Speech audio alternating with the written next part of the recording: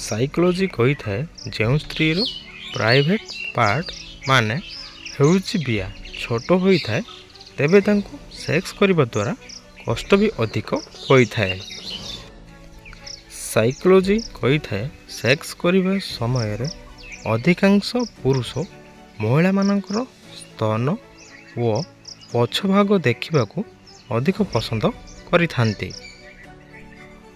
Psychology कही थाए कौन स्त्रीर गुप्तांग को जोर जोर दबाइबा द्वारा स्त्रीर श्वासक्रिया बढ़ी जाई थाए। साइकोलॉजी कही थाए सहवास गोटे प्राकृतिक क्रिया होता है जो स्त्री व पुरुष दुई जन आनंदित रही थांती।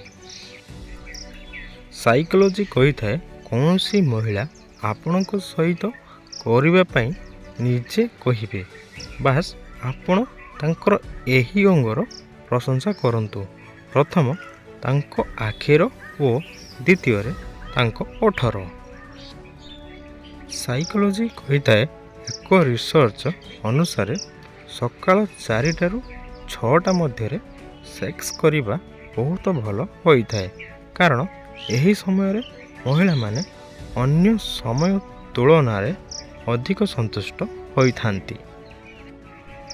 साइकोलॉजी कही थाए जो व्यक्तिर भावना और चरित्र भल होता है तेबे भगवान तांको साहाय्य करिबे पई कौनसी ना कौनसी रूप रे निश्चय आसीथांती।